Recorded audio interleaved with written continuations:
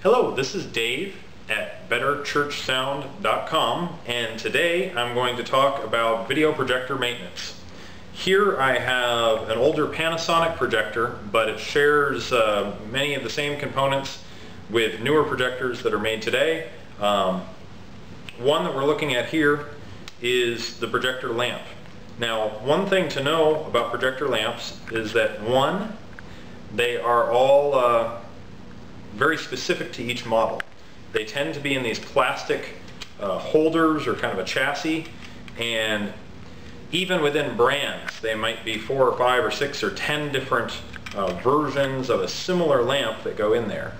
Very often within that housing there is the actual lamp itself. On some you can change out the individual lamp. Very often you need to get the whole chassis. Unfortunately, these are not inexpensive little critters. They are often $300 to $400 a piece. And the bad news about a lamp is that it is the brightest the first day that you turn it on, and then every day after that it gets a little dimmer and a little dimmer. So say your lamp is rated at 1,500 hours of use or 2,000 hours of use.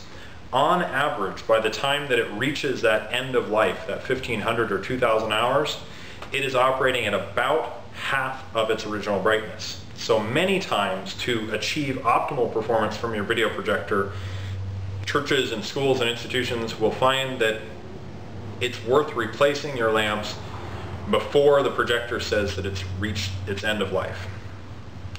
Inside just about every projector menu, if you dig deep enough, there will be a lamp counter. It'll be displayed in hours or hours and minutes, and so that is something to pay attention to. If you're staring at your projector and you're thinking, wow, it's just not as bright as it used to be, get inside the menu, flip through it until you find the hour counter or the lamp counter, and see how many hours you're up to, and then start researching. If you want help in terms of changing the lamps, because it can be a little tricky to make sure that they're seated right and to make sure that you choose the right one, you can always call a professional audiovisual company such as ours.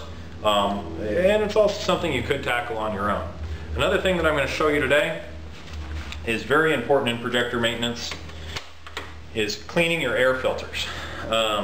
Here on this Panasonic there's one, and it's on the side, and it's a simple foam filter. Here it does have a little bit of dust accumulated on it. We cleaned it not too long ago. Sometimes we'll get in here and they'll be all crusted up like a dryer lint filter, and it'll be disgusting.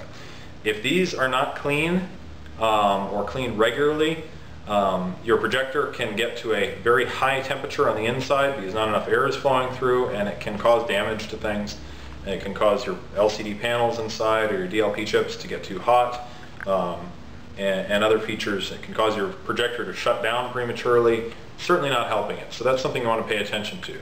When you do change these, or if you change them, that's a possibility, or if you just clean them, you can often clean them off with a vacuum cleaner. Sometimes you need to run them underneath the faucet, make sure they're good and dry.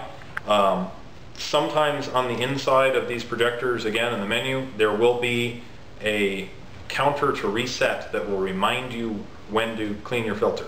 Some will have a little eye that actually looks for how easily you can see through there. So you kind of want to pay attention to which type you have.